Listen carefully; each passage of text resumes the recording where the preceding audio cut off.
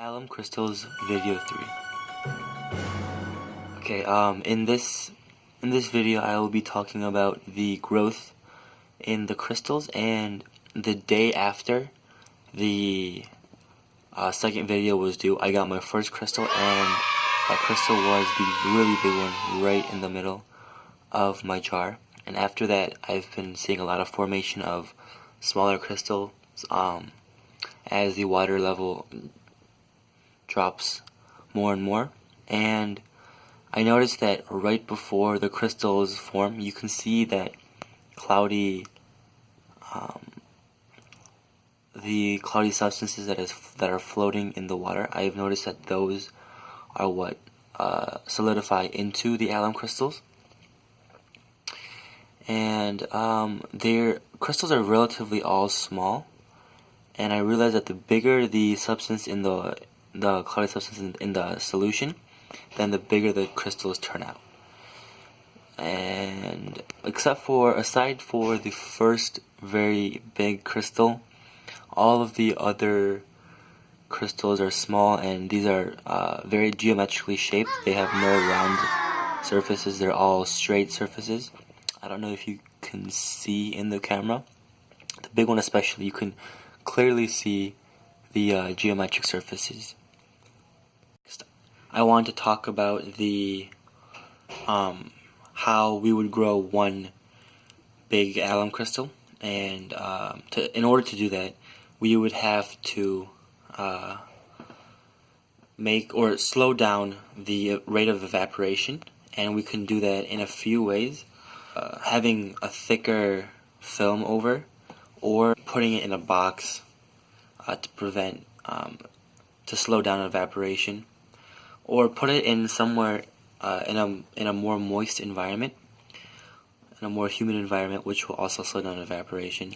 And another way is to have a seed crystal hanging from a piece of string that comes down into our supersaturated solution, and then all the crystal formation will form onto that seed crystal, and you will have one gigantic alum crystal. So, which was very different from our methods, because our methods were just to let the crystals form in whatever size they want, and personally I wanted the evaporation to occur as fast as I could, so I put it in a dry place. Made sure my room was not humid at all. Alright, next I'll be talking about Bragg's law, and Bragg's law is a method that is used to determine the crystal structure of a sample of a crystal. By using the angle of diffraction and wavelength, we can figure out the d-spacing of the different planes in a crystal. And each crystal has a different structure, thus using the different planes and d-spacing, we can identify the crystal. So basically what Bragg's law is doing is, as shown here, theta is the angle of diffraction, and the different planes that we can see right there represent n. So every structure has an n of 1, which makes sense, and then we usually solve for when n equals 1. And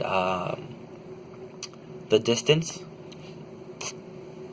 the d, which is d-spacing, which is the distance between each of the planes, is right here. And these characteristics are all combined, and each cell structure has their own fingerprint. And therefore, if we determine the d-spacing and the combination of the d-spacing, the angle and such, we can determine the identity of the cell structure and the exact size without even looking at the crystal. Alright, lastly I will go over my calculations to find the d-spacing for our alum crystals. So we used the highest peak that we have, and at the highest peak, the angle of diffraction was 10.4 degrees, and we were given 2 theta, so we just for 2 theta it was 20.8 degrees, so we just divided by divided that by 2 to get 10.4 degrees. And the equation, as you can see, is 2d sine theta equals n times the wavelength. And n is the order, which was 1. And there was the wavelength, which was 0.15418 nanometers. The angular diffraction was 10.4, as mentioned earlier. And in order to find d, we isolated the variable first, and we just plugged in, and I calculated the d spacing to be 0.427 nanometers.